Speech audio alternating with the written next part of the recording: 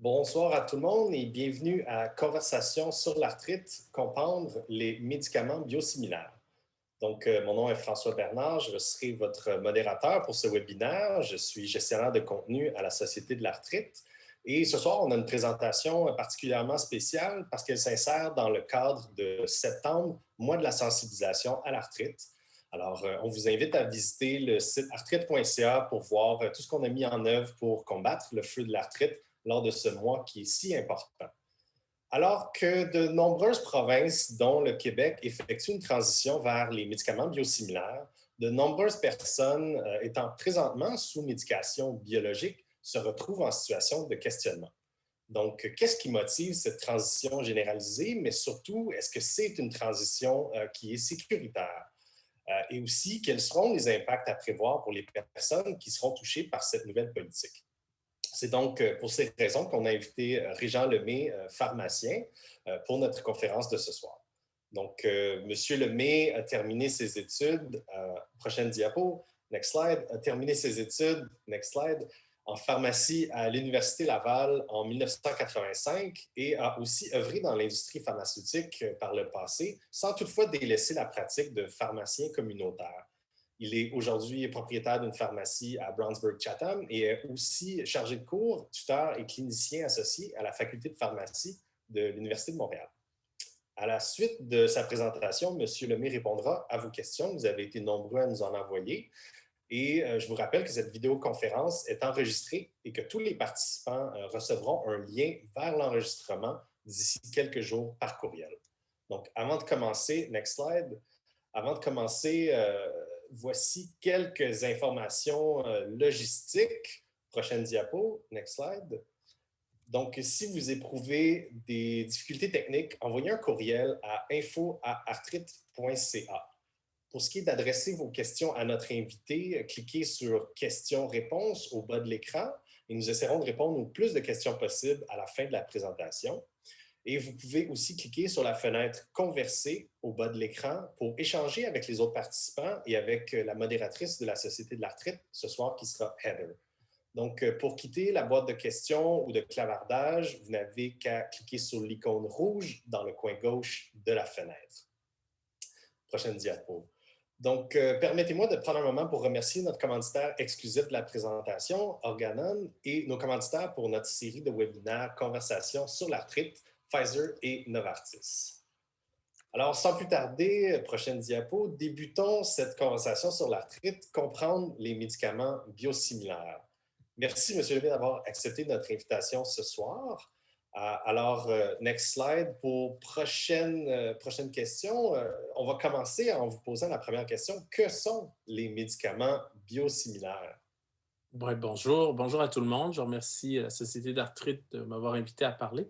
Est-ce que ce serait possible de voir les diapositives? Parce que je ne les vois pas, si c'était possible. Sinon, je vais aller chercher ma présentation autrement. C'est un petit problème technique, là, mais je vois juste François pour l'instant. Donc, si vous pouvez partager l'écran ou montrer la présentation, parce que je ne vois rien là, présentant. Ce sera pas long, on va y arriver. Donc, on s'excuse à tous pour ce contretemps. Mais premièrement... En fait, je peux commencer, mais c'est parce que c'est plus facile avec une présentation. Avoir su, j'aurais présenté, mais en tout cas. Alors, les biosimilaires, j'aimerais mieux avoir ma présentation, là, parce que là, je ne suis pas... je vais aller la chercher dans mes affaires, puis je vais parler comme ça. Ça ne sera pas long. Bien, M. Lemay, peut-être dans ce cas-là, on peut commencer avec une question du public en attendant que ça se règle. Je vais aller chercher ma présentation et je vais parler comme ça va être correct. Je suis désolé pour cet incident technique-là. Attendez. OK. Est-ce que j'espère que les gens voient la présentation? Même pas non plus. OK. Ça sera pas. Bon. Alors, ce qu'on va faire ce soir, c'est qu'on va déterminer c'est quoi un agent biosimilaire. Donc, on va définir c'est quoi les agents biologiques et les agents biosimilaires. Est-ce qu'ils sont sécuritaires? Est-ce qu'ils sont efficaces? Et on va parler en dernier du plan de transition et de la politique que le gouvernement du Québec va mettre en place et sur quoi ils se sont basés et comment on va procéder pour cet aspect-là. Donc, c'est quoi les agents biosimilaires puis quels sont leurs fonctionnements? Alors, ça, on va commencer par ça. Donc, quelques caractéristiques par rapport aux agents biosimilaires, c'est donc, on va définir c'est quoi un médicament générique versus un agent biosimilaire ou un agent biologique. Un médicament générique, c'est ce que vous prenez souvent à la pharmacie, c'est des petites molécules qui sont d'origine chimique c'est le même ingrédient actif, le médicament générique. Donc, les seules études qu'on va demander, c'est des études de biodisponibilité. Donc, l'exemple que vous avez souvent dans les génériques, c'est l'acétaminophène, l'atorvastatin, qui est le Lipitor, le fameux Plaquenil, donc on va vous donner d'hydroxychloroquine, le méthotrexate, qui est un générique, puis on a la warfarine. Le plus bel exemple de la warfarine, c'est le Coumadin. Alors, la marque Coumadin n'existe plus sur le marché. Puis à l'époque, je me rappelle quand on a eu le générique de warfarine, de Coumadin, les gens n'avaient peur parce que c'est un index thérapeutique étroit. Et puis, il n'y a pas eu de problème lorsqu'il y a eu la transition. Dans la majorité des cas, au contraire, les hôpitaux avaient tous déjà transféré au générique. Les biosimilaires, les biologiques, ce sont des molécules qui sont complexes et c'est d'origine biologique. Donc, c'est à partir de cellules vivantes. Donc, il y a une variabilité dans l'origine et dans la fabrication. Et ça, je vais en parler tout à l'heure. Et vous avez les ingrédients actifs qui sont similaires. Et on va voir pourquoi similaires, dans le sens que c'est tellement des grosses molécules que d'un lot à l'autre, ça va se ressembler tellement étroitement que ça va avoir les mêmes actions et c'est très sécuritaire. Pour ça, par contre, pour avoir un biosimilaire, il y a des exigences réglementaires très, très strictes et ça prend des études cliniques pour démontrer l'efficacité et la sécurité. Donc, dans ça, on en a beaucoup de biosimilaires, ça fait longtemps. Il y a l'insuline. L'insuline, maintenant, c'est que des biosimilaires. Les vaccins, c'est des agents biologiques, mais aussi, on a beaucoup de biosimilaires dans cet aspect-là. Et récemment, depuis quelques années, particulièrement en Europe, le Humira vient d'être commercialisé sous des noms biosimilaires. L'étanercept aussi, l'Ambrelle, et bien sûr, le Remicade. C'est les trois qu'on a actuellement sur le marché. Est-ce qu'on a les diapositives? Pas encore. Ils n'apparaissent pas, François? Next slide, prochaine diapo. Moi, je vous vois juste vous, là. Donc, ça veut dire que l'audience ne voit pas les diapos, hein, c'est ça? Oui, la diapo est bonne. OK, mais moi, je ne vois pas ma présentation du tout. C'est pas grave, je vais aller du côté de ma présentation à moi. Là. Je trouve que c'est dommage, mais bon, c'est correct. Je vais retourner dans ma présentation. Désolé. Alors, qu'est-ce qu'un médicament biosimilaire? Au Canada, la FDA puis l'Agence européenne ont différentes définitions. Un médicament biosimilaire, c'est un médicament qui est biologique, donc vaccin, insuline et vos produits que vous prenez pour l'arthrite, la polyarthrite rhumatoïde, donc qui est très semblable à un médicament biologique et dont la vente a été autorisée. Santé Canada, c'est très rigoureux. Santé Canada va autoriser la vente des médicaments biosimilaires selon les mêmes normes réglementaires rigoureuses de qualité, d'efficacité, d'innocuité que pour tous les autres médicaments biologiques. La FDA, c'est la même chose. Et l'Agence européenne, les autres, les agents biosimilaires, ça fait au moins plus de 15 ans qu'on les a sur le marché. Si on regarde les différentes définitions et caractéristiques, la définition comme telle, ce sont des grosses molécules. Et les agents biosimilaires, il y a une forte similarité avec le médicament de référence. Donc, l'adalimumab, le biosimilaire de l'Humira, le médicament biosimilaire va avoir les mêmes propriétés physiques, chimiques et biologiques. C'est très semblable. Vous allez voir le mot semblable, là, ça va peut-être vous dire que ce n'est pas la même chose. C'est parce que ce sont des grosses molécules, puis il peut y avoir des variabilités dans la fabrication, mais ça existe aussi, la variabilité dans la fabrication, avec votre propre médicament que vous prenez depuis 5 ans, depuis 6 ans, et on verra pourquoi tantôt. Il n'y a aucune différence au niveau de l'aspect clinique par rapport au médicament. Donc, c'est aussi efficace. Puis, il y a une variabilité du médicament dans les limites qui sont très, très, très strictes. Et c'est les mêmes normes strictes de qualité, de sécurité et d'efficacité. Puis tout ce que je vous dis là, dans la diapositive que vous avez devant vous, qui est la diapositive 10, et j'espère que vous l'avez, eh bien, c'est tiré des guides de la FDA, qui est l'agence donc américaine, l'agence européenne et de Santé Canada. Donc, les agents biologiques qu'on prend ont révolutionné donc les traitements de l'arthrite, ont révolutionné les traitements de cancer, les vaccins, l'insuline. On parle de vaccins à cause, bon, on en parle de plus en plus, mais ce sont des agents biologiques. Donc, certaines personnes dans l'arthrite vont bénéficier dans l'arthrite, il y a des protéines qui peuvent être présentes en quantité excessive dans le sang et les articulations. Et on parle de plusieurs molécules qui entraînent l'inflammation. Cette inflammation-là va détruire le cartilage, puis ça va créer de la douleur, de l'enflure et de la raideur. Les agents biologiques ou les agents biosimilaires vont inhiber, vont stopper cette réponse immunitaire excessive de l'organisme en bloquant ces protéines, nuisant ainsi à leurs propriétés anti-inflammatoires, les propriétés inflammatoires. Ce qui est important de noter, c'est qu'avec les agents biologiques, d'accord, que ce soit l'Humira, que ce soit le Remicade, l'Enbrel, peu importe l'agent que vous prenez, il y a une perte normale de réponse thérapeutique. Ça, c'est super important à retenir. C'est qu'avec l'agent biologique, il y a une perte normale. Il peut y avoir ce qu'on appelle un échec primaire. On vous donne, selon la gravité de votre maladie, selon la situation, il y a à peu près 6 à 15 % des patients, ils ne répondront pas à l'Humira, mais ils vont répondre au Remicade ou vice-versa. Puis, on a ce qu'on appelle les échecs secondaires, c'est-à-dire qu'on a une réponse partielle. On a, dans certains cas, 50 % qui vont développer donc un échec, c'est-à-dire une moins bonne réponse après 5 ans après un traitement. C'est pour ça qu'on doit le changer. D'accord?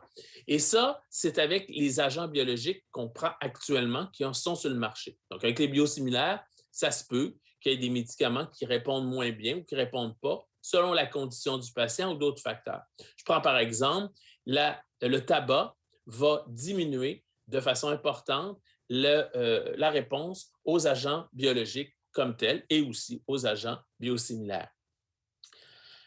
Un autre aspect, c'est ce qu'on appelle l'effet nocebo. On entend souvent parler de l'effet placebo. L'effet placebo, c'est que, bon, on a un médicament, on le prend et on a une certaine efficacité, un certain pourcentage d'efficacité qui n'est pas dû au médicament. Mais l'effet nocebo, c'est notre système, c'est notre cerveau, puis tout le monde est comme ça. Moi, le premier, n'importe qui, on va vous dire que tel effet va avoir lieu, un effet secondaire, puis on risque de l'avoir. Si par exemple, je fais l'analogie suivante, si je vous dis, il va y avoir une tempête de neige demain, j'espère pas, et vous habitez la région de Montréal ou peu importe, là, vous appréhendez le trafic, vous appréhendez une catastrophe dans votre tête, ça, c'est ce qu'on appelle l'effet nocebo. Si je dis, par exemple, tel médicament va causer de la diarrhée, il y a des gens qui vont l'avoir, la diarrhée, alors que le médicament ne causerait pas. Donc, ça représente un effet direct du contexte psychosocial ou de l'environnement thérapeutique sur notre cerveau, sur le corps du patient.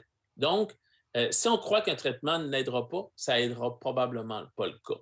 Et donc, c'est pour ça qu'on en parle, parce que c'est un aspect important quand on dit tel médicament, ça n'agira pas tout à fait, ça va être moins efficace. C'est ce qu'on appelle l'effet nocebo. Alors, ce qui n'est pas le cas avec les biosimilaires. Bon, est-ce que les biosimilaires sont sécuritaires? Il y a 3 volets dans ça. Le premier, c'est qu'il y a des exigences réglementaires. On ne peut pas s'improviser fabricant de biosimilaires. Puis heureusement, les compagnies qui ont décidé de faire des biosimilaires sont souvent les mêmes compagnies qui ont fait vos propres agents biologiques. Hein? Il y a, par exemple, Organon, c'est une division de Merck. Merck, c'est une compagnie extrêmement sérieuse. Alors, par exemple, Amgen a fait Enbrel et ont des biosimilaires, et c'est des compagnies qui ont investi dans les usines au Canada, et leurs usines sont très, très rigoureuses dans leur méthode de fabrication, sont inspectées par Santé Canada.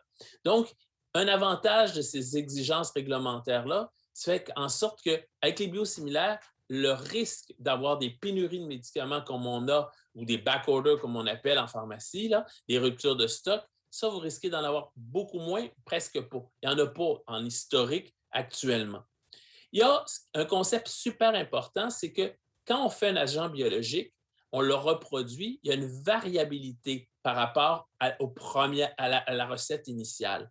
Et c'est une petite variabilité qui fait en sorte que les petits crochets qu'on voit, les petites flèches que je vous ai mis sur la diapositive, fait en sorte qu'ils sont une petite variabilité. Mais ça ne change rien sur l'efficacité ni sur la sécurité. C'est pour ça qu'on les appelle similaires. Et bien sûr, il y a toute l'expérience européenne avec des études depuis au moins 15 ans, 10 ans même, on a des études et on en parle pour vous montrer que c'est très sécuritaire. Donc, les exigences réglementaires, vous avez ici, dans cette diapositive-là, qu'est-ce que ça prend pour avoir un médicament biosimilaire? Bien, ça prend des études cliniques rigoureuses. Avec les génériques, ce n'est pas requis. C'est la même affaire. Et c'est un produit chimique. Donc, on n'en a pas besoin, mais les études cliniques sont requises avec les biosimilaires. Il faut démontrer qu'il n'y a aucune différence pour avoir les indications. La pharmacologie est pareille et il y a toutes les études de toxicité chez l'animal qu'on va demander au niveau des biosimilaires. Et aussi, on va insister beaucoup sur la caractérisation analytique, c'est-à-dire il faut que ça soit pareil ou similaire à l'agent biologique. Donc, on est très, très, très rigoureux et la documentation que Santé Canada va demander et les études qu'on va demander vont être presque identiques à l'agent biologique. C'est sûr qu'on va demander beaucoup plus d'analyse sur la caractérisation analytique. On va demander moins d'études cliniques parce que si le produit est biosimilaire, alors on va faire des études cliniques dans telle et telle indication, mais on n'aura pas à démontrer l'efficacité et la sécurité dans telle indication puisque ça a déjà été fait dans les autres, avec les agents biologiques comme tels. Il y a une variabilité dans les agents biologiques. Quand vous faites par exemple le Remicade, ça fait quand même des années que c'est sur le marché. On parle aussi de l'Humira. Bien, il y a une variabilité inhérente. C'est des cellules vivantes, qui font des protéines, puis ça change. Et donc, c'est une variabilité naturelle à tous les agents biologiques. Puis, on fait des contrôles stricts dans les méthodes de fabrication pour veiller que ça n'influence pas le mécanisme d'action du médicament ou de sa sécurité. Alors ici, juste pour vous montrer, avec l'inflictimab, qui est le Remicade, il y a eu 50 modifications, d'accord, de fabrication. Avec l'Humira, il y en a eu 38. Alors que c'est avec des agents biologiques, d'accord?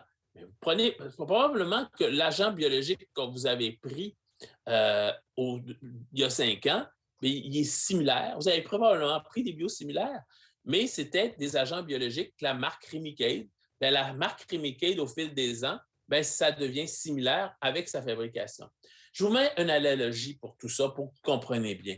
Comme si vous prenez un piano à queue, Steinway, ou le mieux, c'est le Stradivarius. D'accord? Le Stradivarius qui a été fabriqué ou qui a été fait par un artisan dans les années 60 ou dans les années 70, puis là, on en fait un autre dans les années 80, mais c'est sûr qu'on ne prendra pas le même bois parce que ça ne reviendra pas du même arbre. Ça se peut que ce ne soit pas le même artisan. Ça ne sera pas les mêmes. Mais au bout de la ligne, c'est un Stradivarius. Et la mélodie qui va en sortir va être la même. Elle va être aussi de grande qualité et ça va être donc un Stradivarius. La même chose pour un piano. Alors, c'est à ce niveau-là, ou un ordre Casavant, bien, l'ordre Casavant, ça va être fait. C'est complexe faire de l'orgue, mais dans le temps, on faisait les orgues Casavant à Saint-Hyacinthe. Bien, quand on en faisait une, mais l'autre était similaire, mais ce n'était pas la même orgue, mais son son était pareil. Donc, c'est juste pour vous montrer qu'il y a des variabilités avec les agents biologiques, mais il va en avoir avec les biosimilaires. Donc, en bout de ligne, tout ce qu'on fait, c'est toujours similaire d'un lot à l'autre, d'un lot de fabrication à l'autre.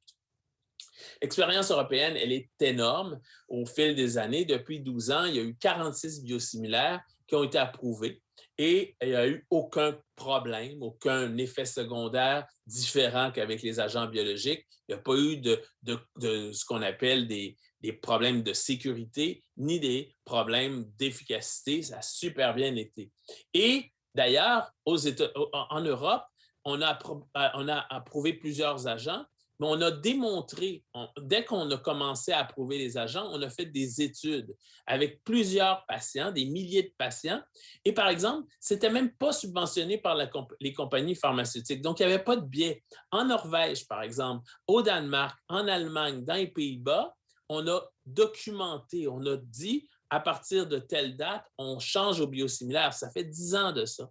Et ils ont publié, ils ont présenté, puis on dit, on n'a pas plus d'effets secondaires, on n'a pas de perte, la même genre de perte normale d'efficacité qu'on a avec nos agents biologiques. Et ça a donné une transition qui a été étudiée, documentée avec des études robustes. Donc ça fait 10 ans que ça dure en Europe. L'ensemble des données montre donc une efficacité, une sécurité avec les agents biosimilaires qui est vraiment intéressante. Puis, c'est des données robustes. Si vous m'aviez demandé de faire la présentation il y a 6 ans, il y a 5 ans, je n'aurais pas été aussi à l'aise à dire que c'est sécuritaire et aussi efficace parce qu'on n'avait pas les données solides qu'on a actuellement. Puis, il n'y a eu aucun impact sur les soins des patients. Par contre, il y a eu un impact intéressant et là, c'est là pourquoi on fait une transition en Allemagne, dans les pays européens comme le Danemark, dans les pays du Nord, c'est vraiment le fait que ces agents biologiques-là, ça coûte cher à produire. On demande beaucoup d'études et c'est des produits qui coûtent cher à produire. Donc, c'est sûr que le Danemark, les pays scandinaves, quand ils ont vu l'avènement des biosimilaires, ils ont imposé directement en faisant une étude clinique euh, en perspective, mais il n'en demeure pas moins qui ont sauvé des coûts pour le système de santé. Ça, on va en parler. Pourquoi? Parce que si on est capable de sauver des coûts, ben à ce moment-là, on va pouvoir rendre les agents plus disponibles, plus facilement disponibles. Puis je vous expliquais qu'il y avait une perte normale avec les agents biologiques. Dans certains cas, ça peut aller jusqu'à 15 Eh bien, c'est ça, bien, si on est capable de développer des nouveaux agents cellulaires, des biologiques, puis des biosimilaires supplémentaires, ça va être encore plus accessible. On va être encore capable de traiter ces patients qui sont plus malades ou on n'est pas capable non plus de les traiter. Donc, on va voir la situation au Canada, les coûts du système de santé, puis la réglementation au Québec. Bien, le Québec n'est pas le premier à faire ça. Là. En passant aux États-Unis, presque tous les États ont déjà fait la transition. Colombie-Britannique, depuis 2019, ça va faire 2 ans en novembre. L'Alberta, ils ont commencé en janvier. Manitoba depuis 2018. Nouveau-Brunswick depuis avril cette année. Le Québec, lui, il l'a annoncé pratiquement un an avant de faire la transition. D'accord? Et le coût pour le système de santé, bien, c'est juste pour vous montrer quelques chiffres intéressants, mais au Canada, les agents biologiques représentent un marché d'environ 7 milliards de dollars. Donc, juste au Canada, c'est 1,1 milliard au Canada de Remicade, puis 800 millions d'Humira. D'accord? Donc, vous imaginez les coûts. C'est sûr que les agents biologiques ne coûteront pas zéro, mais ils vont coûter beaucoup moins cher. Les agents biosimilaires vont coûter beaucoup moins cher au système de santé. Donc, il y a des économies à faire à ce niveau-là. Puis, en faisant ces économies-là, on va être capable de développer et de rendre accessible plus de médicaments et aussi d'investir dans le système de santé où on sait que c'est un système qui coûte très cher. L'autre aspect, je vous ai mis une liste de médicaments avec les agents biosimilaires à la diapositive suivante. Donc, vous avez l'Humira, puis là, il y en a plein de nouveaux qui sortent. Vous avez l'Amgevita, vous avez le Amlida, l'Amnima, l'Idacio. Ce sont des molécules donc biosimilaires que vous allez avoir de plus en plus entendre parler. Vous avez aussi le Remicade, l'Inflectra a été un des premiers sortis. Puis des fois, il y en a qui sont intéressants parce qu'ils ne contiennent pas de latex et ils causent moins de réactions au site d'injection. Donc, ça, c'est des innovations que les biosimilaires ont fait par rapport à ça. Donc, ça, c'est ce qu'on a dans les indications en rhumatologie qui sont disponibles au Québec. Alors, je vais laisser un petit peu de temps pour que vous voyez cette diapositive-là, pour vous comprendre que vous avez l'Humira, vous avez l'Ambrel, le Remicade, le Rituxan, qui est moins utilisé, mais il va y en avoir d'autres, ça va sortir, parce qu'il y en a qui en prennent, mais c'est à peu près ça. Est-ce que, François, vous avez un commentaire à ajouter? Non? D'accord. Je ne vois pas encore, je vous vois juste, François, mais j'utilise ma présentation que j'ai je ne vois pas ma présentation. Je vous dirais simplement de nous dire prochaine diapo lorsque vous voudrez passer à la prochaine. On va s'occuper des diapositives. OK, mais moi, je ne vois pas, dans le Zoom, je ne vois pas les diapos. J'utilise la mienne comme telle. Ça va. Ça va? D'accord. Ça va très bien. Alors, je vais changer de diapo. Je vous ai mis le site sur la diapositive du ministère de la Santé du Québec où il y a beaucoup d'informations intéressantes. Donc, passons maintenant à la réglementation au Québec par rapport à la transition biosimilaire. Eh bien, c'est une transition qui est réfléchie dans un esprit de collaboration entre le patient et l'équipe de soins. Le gouvernement, les gens qui ont fait cette politique-là ont consulté. Ils ont consulté la Société d'arthrite, ils ont consulté les rhumatologues, les pharmaciens et les infirmières, mais aussi ont consulté les autres provinces. Hein? Le Québec a appelé la Colombie-Britannique, ils ont plus qu'appelé, ils ont fait des comités, ils ont vérifié l'Alberta et ils se sont basés aussi sur l'expérience européenne. Puis, ils n'ont pas dit, bon, ben, à partir. Parce que c'est rare qu'on a une politique annoncée d'avance. Hein? Habituellement, c'est 24 heures d'avance ou c'est des décrets. Hein? On était habitué à une époque où on avait des décrets et on se faisait imposer la situation. Là, c'est réfléchi et c'est dans un esprit de collaboration, de sorte que le patient et l'équipe de soins, infirmières, médecins et pharmacien. J'ai nommé infirmière avant le médecin. Je m'en excuse pour s'il y a des médecins dans la salle, mais l'infirmière est importante dans cette triade-là. Et le médecin, ben, c'est lui qui connaît votre situation avec l'infirmière. Mais n'oubliez pas que le pharmacien aussi connaît votre situation et il a le droit légalement de procéder à la transition aussi, comme l'infirmière et le médecin. Donc, c'est sûr que c'est une transition qui est réfléchie, puis ça doit se faire dans l'harmonie et basé sur de la science. Et c'est ce qui est le cas. Alors, le 13 avril 2022, ben, la politique, c'est que tous les patients qui sont présentement traités avec un agent biologique, Humira, Remicade, Enbrel, par exemple, ben, ils devront changer pour le médicament biosimilaire correspondant lorsque celui-ci est inscrit sur la liste des médicaments assurés par le régime d'assurance générale de médicaments. Donc, ceux qui sont assurés par ce qu'on appelle la RAMQ, par le régime public général d'assurance médicaments, ben, cette politique-là va s'établir. Mais soyez assurés aussi que les compagnies d'assurance privée vont suivre aussi, probablement à 90 % étant donné les coûts des agents biologiques. L'autre diapo, c'est qu'il y a des exceptions à cette règle. Alors, ces exceptions sont annoncées, sont clairement données. C'est que c'est les femmes enceintes qui devront effectuer la transition vers les médicaments biologiques, donc les médicaments biosimilaires, dans les 12 mois suivant leur accouchement. Donc, pourquoi? Parce que ce sont des patients qui ont été moins étudiés et c'est pour ça qu'on n'a pas pris de risque dans la politique de les inclure. Les patients aussi pédiatriques, ils devront effectuer la transition vers les médicaments biosimilaires dans les 12 mois suivant leur 18e anniversaire. Encore là, la quantité de patients en pédiatrie qui a été en transition de biosimilaire dans les autres provinces ou dans les autres pays est moindre. Et c'est une des raisons pour lesquelles on a été beaucoup plus sécuritaire par rapport à ça parce qu'on a moins d'expérience clinique par rapport à l'utilisation des biosimilaires chez ces patients-là.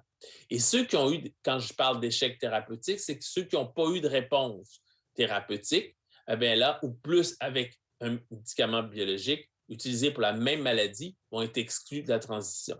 Alors, c'est sûr qu'un patient qui n'aurait pas répondu à l'Humira, ben, il ne répondra probablement pas au biosimilaire. C'est à ce niveau-là qu'on a exclu ces patients-là.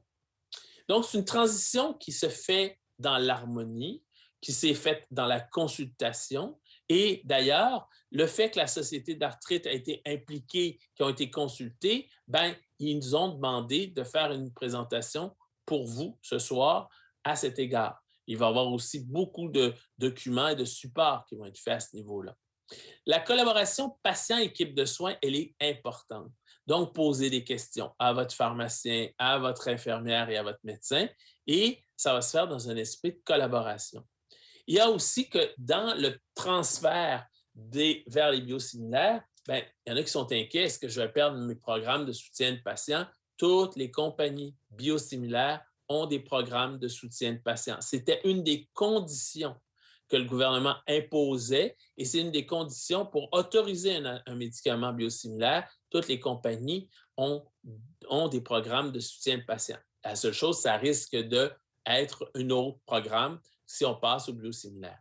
Il y a des économies substantielles pour le système de santé, mais ça va au-delà de ça. C'est qu'on sait que c'est sécuritaire et c'est efficace. Et ça, c'est important et c'est éprouvé.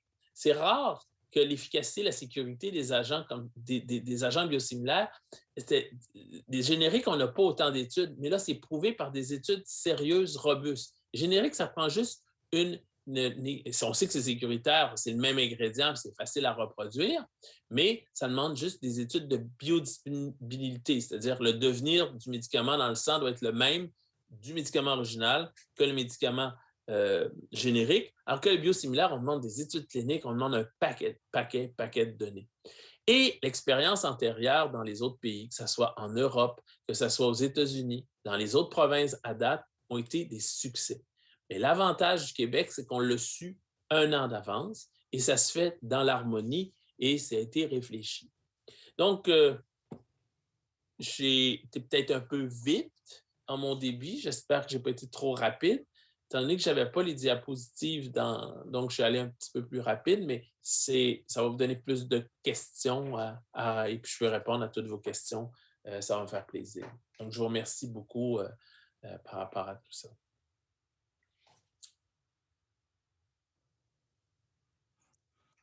Merci, M. Lemay. Donc, on s'excuse tout d'abord pour la petite confusion qu'on aura eue au départ. Évidemment, vous comprendrez pour les gens qui nous écoutent qu'on vous enverra les diapositives. Donc, si jamais vous souhaitez revisiter ce contenu qui aura été présenté, vous allez pouvoir le voir. Il y aura aussi un enregistrement qui sera envoyé. Et bien évidemment, on a terminé peut-être un petit peu plus rapidement aujourd'hui. Donc, ça nous permettra de répondre à plus de questions du public. Donc, merci, M. Lemay, de votre présentation. Puis je pense qu'on a appris beaucoup. Du moins, les gens qui auront écouté auront certainement trouvé de l'information de qualité que vous nous aurez partagée. Donc, avant de passer aux questions, je voudrais simplement inviter les participants aussi, afin de compléter cette information-là, à aller chercher des ressources sur le site d'arthrite.ca. Donc, évidemment, on a un paquet d'informations sur les médicaments biosimilaires. Donc, si jamais vous souhaitez aller chercher un peu plus d'informations par vous-même dans les prochains jours, on vous invite à le faire. Notez toutefois qu'évidemment, des liens vous seront envoyés avec certaines de ces ressources-là dans les prochains jours. Donc, M. Lemay, on va passer aux questions. Donc, on en a reçu énormément, donc ça me fait plaisir de vous les poser.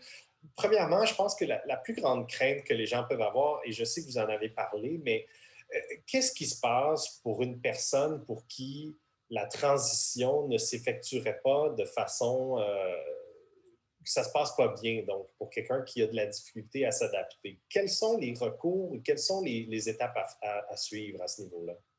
Ah, c'est pas s'adapter, c'est ça qu'il peut toujours parler à son médecin, à son infirmière. Il va y avoir les programmes de soutien de patients. Donc, ça, c'est des aspects. Son pharmacien aussi. Donc, je vois difficilement l'adaptation parce qu'il va y avoir quand même un encadrement qui va être fait de façon intéressante et ils vont le prendre en charge. Donc, c'est sûr qu'il va y avoir un suivi médical, hein, comme avec les autres médicaments. Donc, le patient, le médecin qui va savoir que son patient il est passé de l'Humira à l'agent biosimilaire, que ce soit peu importe l'agent, ou qui passe du Remicade à l'Inflectra ou à un autre biosimilaire, son médecin va continuer à faire ses suivis. Il va voir qu'il n'y a pas eu de différence au niveau de sa maladie. Donc, vous savez, le médecin, ils vont faire des examens physiques et le patient ne va pas se sentir moins bien, il va faire des formules sanguines, il va voir qu'il répond quand même bien aux médicaments, la même chose. C'est sûr que j'ai dit qu'il y avait une perte normale d'efficacité avec les agents biologiques. Ça peut se faire pendant le transfert. Il peut y avoir aussi des aggravations de la maladie. Vous pouvez devenir diabétique, vous pouvez devenir insuffisant cardiaque, vous pouvez devenir insuffisant rénal ou avoir une infection ou peu importe, ou d'autres maladies, des comorbidités pendant que vous preniez l'agent biologique. Bien, ça va être la même chose quand vous allez prendre. Donc, l'adaptation. Puis ça, bien, l'adaptation, c'est que vous allez avoir des suivis médicaux. Puis en passant, les fameuses, vous savez, les fameuses lettres, là, les formulaires de remboursement, bien, si votre médicament était remboursé, votre Humira était remboursé par la RAMQ, bien, ça va se faire automatiquement quand vous allez passer au biosimilaire. Votre biosimilaire va être remboursé. Là, toute cette paperasse-là va se faire quand même dans l'harmonie. Donc, c'est sûr qu'il y a toujours des gens qui ont moins bien, qui s'adaptent de moins bien au changement, mais encore là, les suivis médicaux vont être faits. Le pharmacien est là aussi pour soutenir. Donc, c'est sûr que si vous voyez que ça ne fonctionne pas, bien, vous pouvez parler à votre pharmacien qui, lui, peut communiquer avec l'infirmière, le médecin pour peut-être accélérer les choses. Mais c'est les mêmes principes quand on a un médicament ou on a une maladie. Ben, on est encadré par nos professionnels de la santé qui, qui vont vous prendre en charge. Là. Est-ce qu'il y a, par rapport à ça, donc est-ce qu'il y a comme un délai normal? Donc, est-ce qu'on peut dire, en général, la transition à partir de après un an, on peut dire, OK, si ça fait un an que ça semble ne pas fonctionner, bien là, on ne s'entêtera pas plus. Est-ce qu'il y a un En fait, délai? En fait, on n'attend pas un an. Hein. C'est comme avec n'importe quelle prescription. Donc, on n'attendra pas un an. Là. Si le patient ne répond pas pendant un an, je ne sais pas, c'est pas ça. En fait, quand on change de médicament ou quand on rajoute un agent biologique, la première fois que vous prenez l'Humira, le médecin, selon la gravité de votre maladie initiale, il va probablement vous voir un mois après, mais généralement, on laisse 3 mois, de 3 mois à 3 mois. Que ce soit votre méthotrexate avec votre acide folique, il vous prescrit du méthotrexate pour la première fois, votre médecin, ben, il va y avoir un suivi qui va être fait, il va y avoir des prises de sang, il va y avoir un suivi qui va être fait. Souvent, le suivi, selon la maladie, il va prendre un mois. Là, il va voir qu'il y a une certaine efficacité, mais il y a un délai avant que le médicament devienne totalement efficace. Mais généralement, c'est de 3 mois en 3 mois. Mais quand on passe d'un agent biologique à un agent biosimilaire, il n'y a pas de délai. Là. Vous répondez à l'agent biologique, vous allez répondre à l'agent biosimilaire sans problème. Alors, il n'y aura pas de délai. Mais c'est sûr qu'il va y avoir des rhumatologues qui vont demander d'avoir des suivis plus étroits de 3 mois en 3 mois pour être sûr, pour certains patients. C'est les patients qui ont plus de difficultés à s'adapter, les patients dont la gravité de la maladie est plus sévère.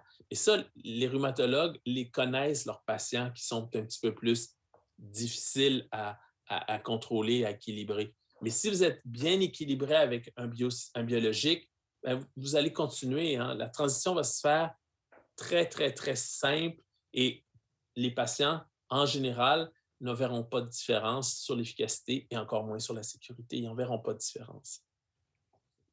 Merci. Vous en avez glissé un mot, on parlait de compensation financière ou d'allègement, soit avec la RAMQ. Est-ce que vous savez si les compagnies pharmaceutiques qui ont parfois des types de programmes d'aide financière pour aider les gens avec les biologiques, est-ce que ce genre d'aide financière-là sera offerte aussi pour les biosimilaires?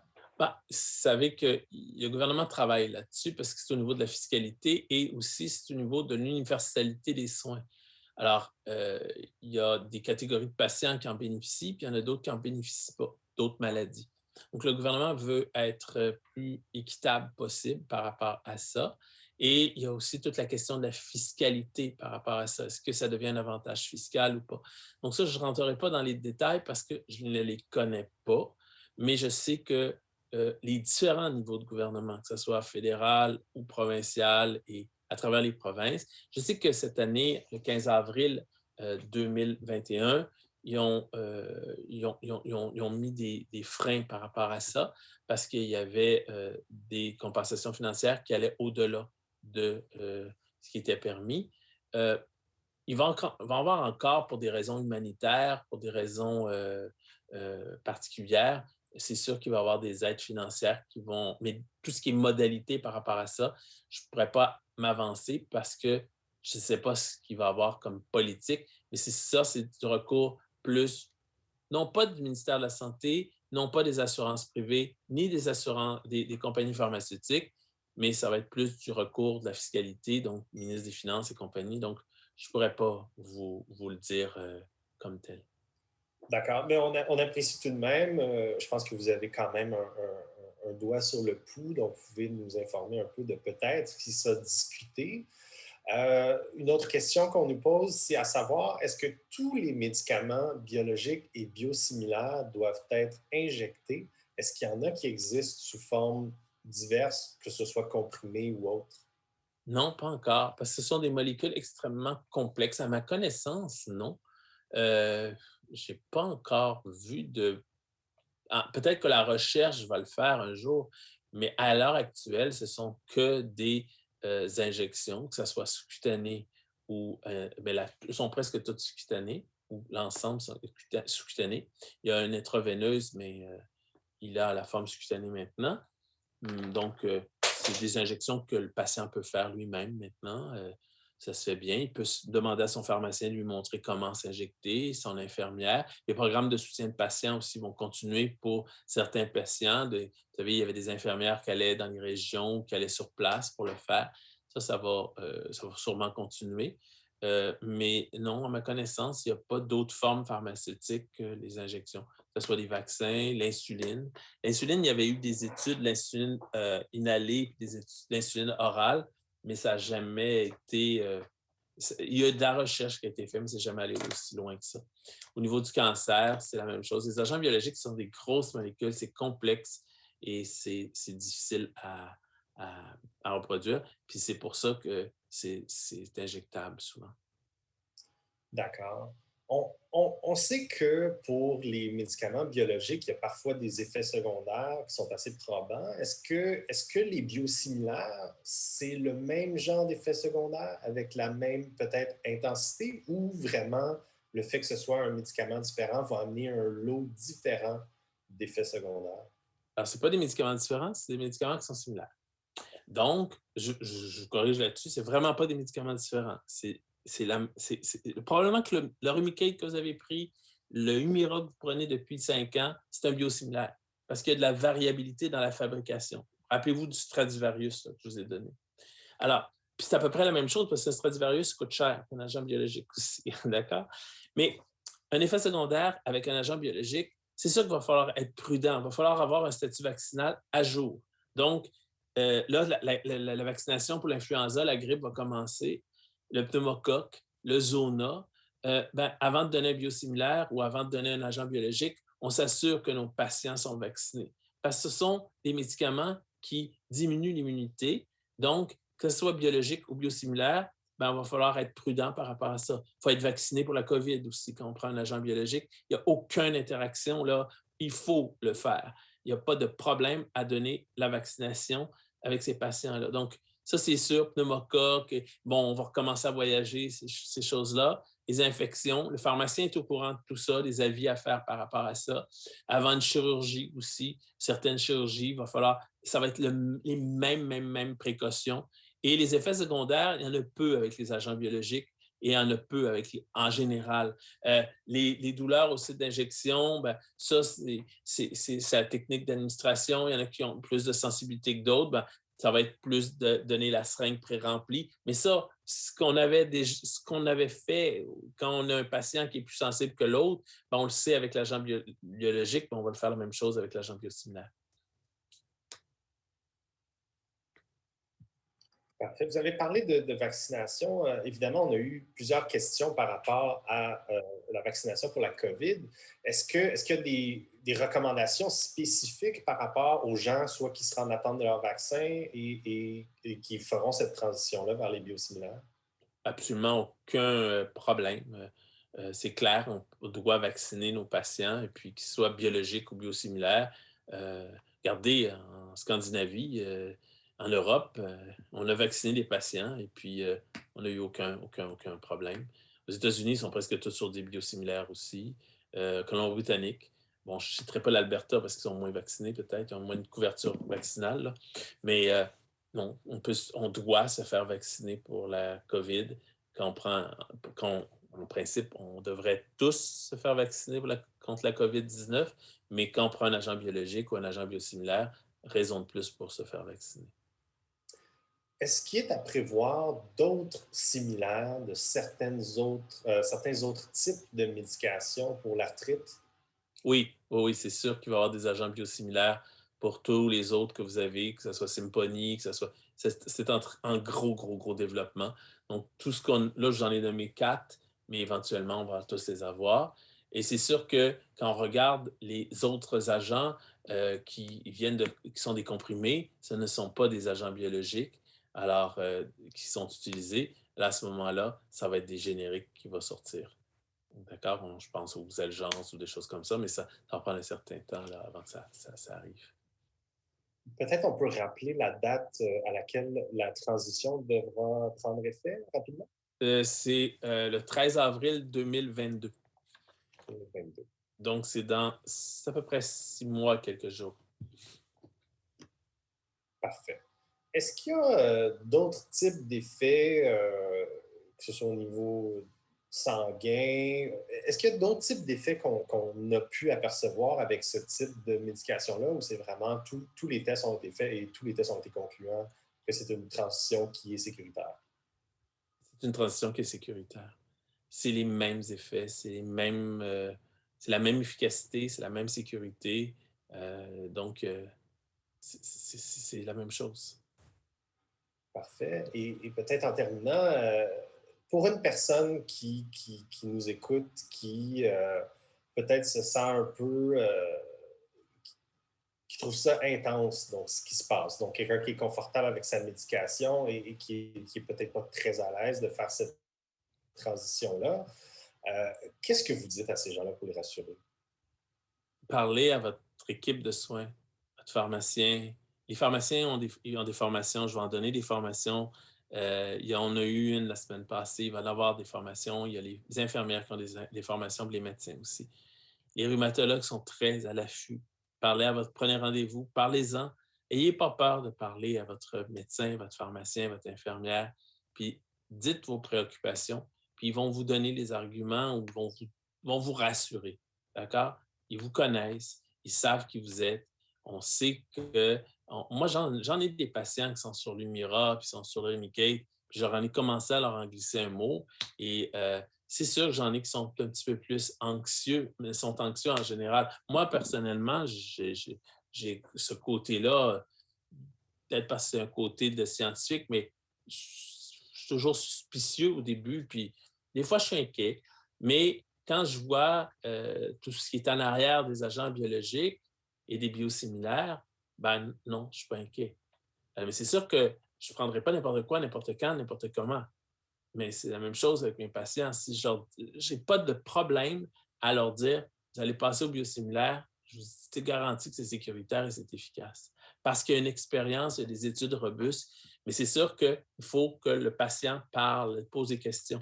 Il ne garde pas ça pour lui. Il pose des questions à son médecin, son rhumatologue. Il peut prendre rendez-vous avec son rhumatologue. Il peut appeler l'infirmière et c'est sûr que ça va l'aider. Je vous mettrais peut-être un petit bémol. C'est sûr que les compagnies qui ont des agents biologiques qui n'ont pas d'agents biosimilaires, ben, ils vont peut-être être moins rassurants. Ils vont vouloir garder leur marché, mais c'est plus une question, euh, je dirais, ça dépend des compagnies, mais il y a des compagnies qui ne vont pas être. Donc, parlez à votre médecin, à votre infirmière, à votre médecin, ou votre pharmacien, puis ils vont vous aider énormément pour vous rassurer davantage. Merci. Et je trouve ça intéressant ce que vous avez dit. Donc, il y a certains qui n'auront pas nécessairement de pendant de biosimilaire. Est-ce que dans ce cas-là, ça sera un produit différent qui sera administré? Non, non, non, non, non, non. Si vous êtes sur un médicament biologique qui n'a pas de biosimilaire, vous restez à votre médicament biologique. Tant aussi longtemps, la règle est très claire. Tant aussi longtemps que le médicament n'est pas inscrit sur la liste des médicaments, donc s'il n'est pas approuvé par Santé Canada, il ne peut pas être inscrit sur la liste des médicaments de la RAMQ. À ce moment-là, il n'est pas disponible au Canada.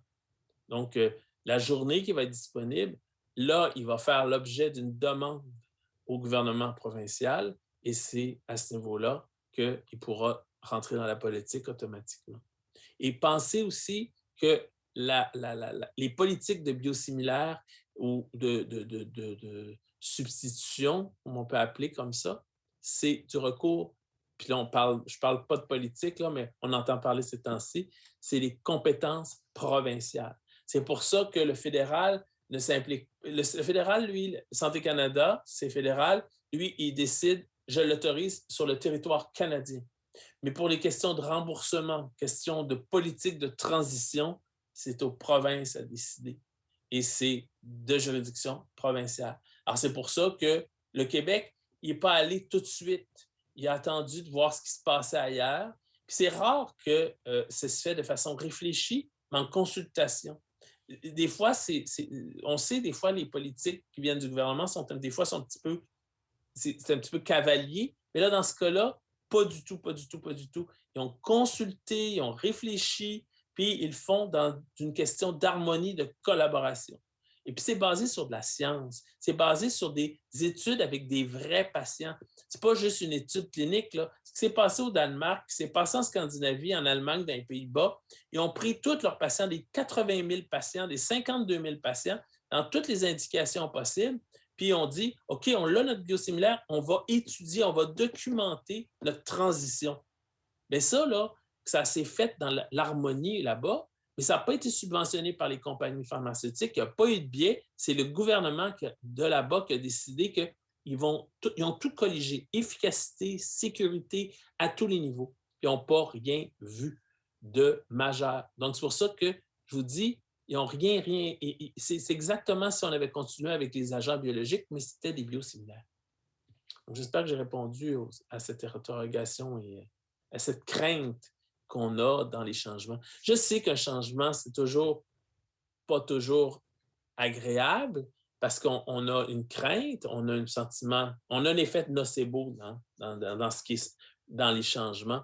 Mais dites-vous que ce changement-là est fait pour deux choses. C'est que c'est sécuritaire, c'est efficace, ça a été fait dans l'esprit qu'on ne brimera pas le patient d'aucune façon. Et bien sûr, ça va sauver des coûts au système de santé, des coûts importants. On ne parle pas là de quelques millions de dollars, on parle de milliards de dollars. 7 milliards un marché au Canada, c'est quand même énorme. Ça représente 26 de la facture des médicaments totale au Canada. C'est énorme. Et parmi les nouveaux médicaments depuis les 6 dernières années, je vous dirais que c'est presque tous des biologiques. Moi, je dis souvent, c'est des médicaments qui restent dans le frigidaire, puis à la pharmacie, je dis souvent, mon frigidaire me coûte une fortune, d'accord, à conserver, à garder, tout ça. Mais c'est vrai. Puis quand j'ai commencé, ceux qui sont de mon âge, quand on a commencé en pharmacie, on avait des petits frigidaires, des petits frigidaires de bar. Hein? C'était petit, puis c'était notre insuline qu'on avait là-dedans.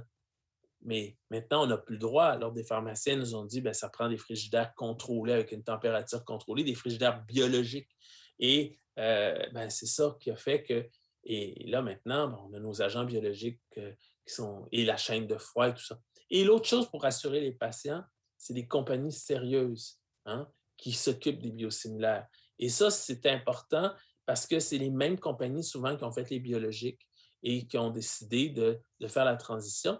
Puis, leurs usines, il y en a des usines au Canada, puis les usines sont tellement bien rodées, puis comme c'est des compagnies qui sont très, très sérieuses, mais ils ne s'approvisionnent pas dans des pays où on a un risque élevé de pénurie de médicaments. Vous savez, avec les génériques, on a beaucoup de pénurie de médicaments parce que la matière première provient de pays où, quand ils vont faire les inspections ou quoi que ce soit, puis on a beaucoup de on provient surtout des Indes et de la Chine avec les génériques.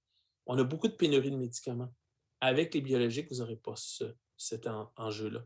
Je vous dis, il n'y en a pas eu. Je n'ai pas eu de biosimilaires ou de biologiques qui ont été en cours dans les dernières années. Ce n'est pas un problème et, comme on dit en anglais, un concern qu'on a par rapport à ça. C'est un avantage là, de ne pas avoir de pénurie de médicaments. Imaginez là, qu'on vous dit, on n'a plus de Humira. On va l'avoir dans 2 mois. Le patient ne sera pas content. On n'a pas ça. Puis ça va être la même chose avec les biosimilaires. Donc, je dirais qu'il ne faut pas se... Mais c'est sûr qu'un changement, tout changement, quel qu'il soit, on est toujours craintif. Mais dites-vous que Au Québec, on est habitué au changement parce que notre climat nous fait qu'on n'a pas le choix. Hein? Une journée, il fait 40 degrés, le lendemain, il fait 10 degrés. On a un climat très changeant. Donc, pensez qu'on en a des changements à tous les jours et on s'adapte, on n'a pas le choix. D'accord? Alors là, on a une transition qui se fait dans l'harmonie avec, mais le patient, là, parlez à vos pharmaciens, parlez aux infirmières, parlez aux médecins. Ils sont là pour vous aider. Mais si vous ne leur posez pas les questions, vous ne leur donnez pas vos inquiétudes, c'est normal d'en avoir des inquiétudes. Mais je vous dis, je vous rassure, n'ayez pas de crainte comme telle parce que c'est pas c'est vraiment sécuritaire et c'est aussi efficace. Même efficace. Je vous dis, c'est similaire, mais moi, je vous dis, c'est presque la même chose. C'est pas la même chose parce que c'est similaire, parce qu'il y a des variabilités, mais moi, là, si j'avais de l'arthrite rhumatoïde, j'ai eu de l'arthrose. Puis, en passant, l'arthrose, j'ai tombé, puis j'ai une prothèse totale de la hanche. Je fais confiance en mon orthopédiste. Maintenant, je marche très bien. Avant, j'avais un déambulatoire, je marchais avec une canne, j'avais de la misère, je faisais mes heures en pharmacie, puis je vous comprends, la douleur, c'est là. Mais quand je suis allé voir mon orthopédiste, il m'a tout expliqué, j'étais rassuré, j'étais content, j'avais de la crainte, j'avais peur, mais j'étais content quand j'ai fini, j'ai tout fait ce qu'il m'a dit, puis il m'a rassuré. Les infirmières ont été super aussi. Donc, parlez à vos médecins, vos infirmières. Je ne le dirai jamais assez, on est là pour vous aider. Je pense que ça résume très bien. Puis on vous remercie, M. Lemay, d'avoir pris le temps de nous expliquer ça. Je pense que ça a été très clair. Alors, encore une fois, on s'excuse et on vous remercie de votre patience pour Ah, c'est correct. le problème. C'est un changement que je ne m'attendais pas. Dans tous les cas, merci énormément. Ça conclut ce webinaire. Nous aimerions avoir vos impressions sur la présentation de ce soir. Alors, vous verrez apparaître un court sondage à l'écran. Donc, on vous invite à nous laisser votre opinion. Donc, la question ce soir, c'est: avez-vous l'impression d'avoir le soutien et les ressources nécessaires pour passer à un médicament biosimilaire? Donc, on va vous laisser quelques instants pour cette réponse. Donc, les options, c'est oui, non ou sans opinion.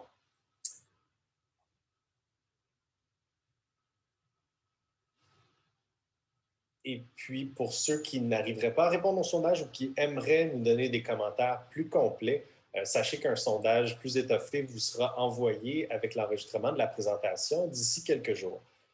On apprécie toujours les commentaires, les suggestions. Ça nous aide à créer ces webinaires, puis ça nous permet aussi de trouver des sujets qu'on sait que ce sont des sujets qui vous intéressent.